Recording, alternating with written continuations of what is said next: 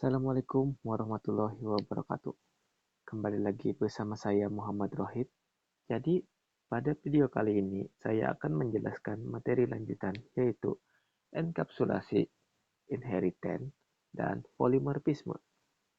Pertama-tama kita bahas enkapsulasi terlebih dahulu. Jadi, apa itu encapsulation? Enkapsulasi adalah mekanisme yang menyembunyikan suatu proses data dalam sistem untuk menghindari interface dan menyederhanakan penggunaan proses itu sendiri, dan juga dikaitkan dengan penggunaan metode aksesor dan mutator. Ada 4 jenis kelas akses level pada enkapsulasi. Yang pertama itu ada public, protect, default, dan private. Pengimplementasiannya yang pertama itu ada public.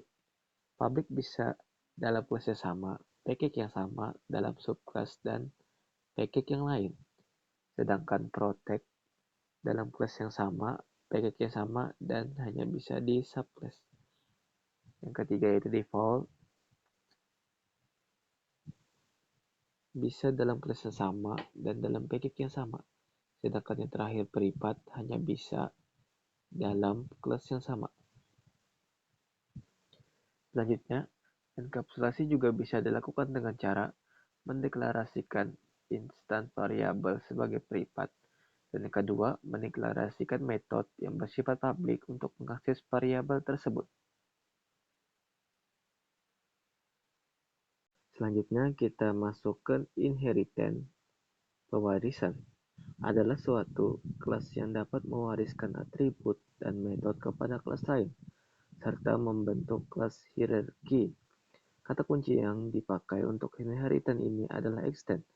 Contohnya, ketika ada kelas sepeda, dan kelas sepeda itu dapat mewarisi ke kelas bawahnya, contohnya sepeda balap, sepeda gunung, dan lain-lain. Konsep inheritance terdiri dari dua kelas. Yang pertama kelas parent atau superclass, bisa juga base class, adalah kelas yang umum dan berisi properti dan perilaku dasar.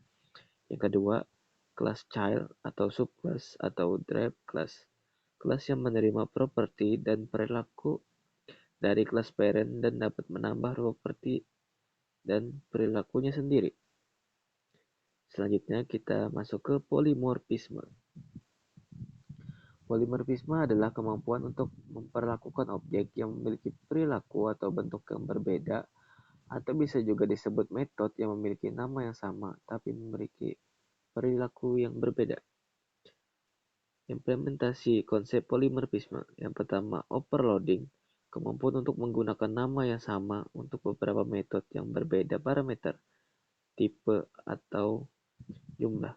Yang kedua, overriding adalah kemampuan subclass untuk menimba metode dari superclass, yaitu dengan cara menggunakan nama parameter yang sama pada metode.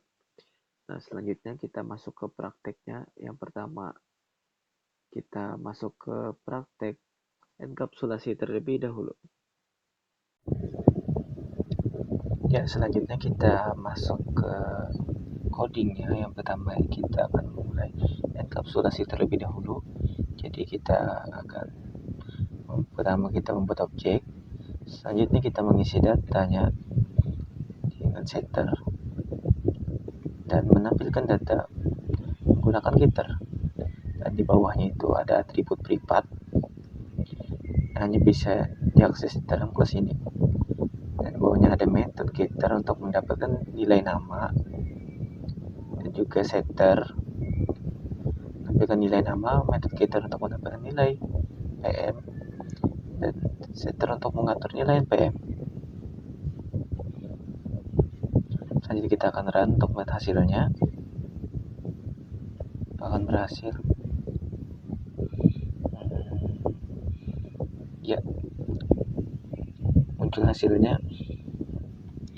Dan selanjutnya kita akan membahas codingan tentang inheritance atau pewarisan. Seperti tadi kita pertama membuat objek dari subclassnya mobil, dan metode warisan dari kendaraan ada mobil sejumlah kendaraan dan lain-lain. Kita akan membuat kelas kendaraan menggunakan atribut privat dan metode setter untuk atribut merek,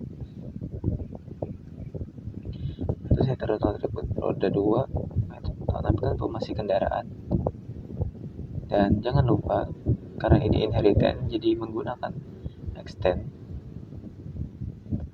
mobil, extend kendaraan.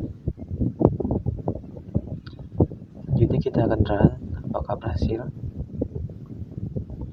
Iya, mereknya Toyota dan jumlah rodanya ada 4. Selanjutnya kita masuk ke polimorfisme. Di polimorfisme kita akan buat objek kucing yang diperlakukan sebagai hewan dan objek anjing juga. Kita akan memanggil metode suara hewan 1 dan hewan 2, dan di bawahnya itu ada operating metode suara. Di suaranya itu suara kucing, dan selanjutnya operating metode suara yang kedua untuk suara anjing.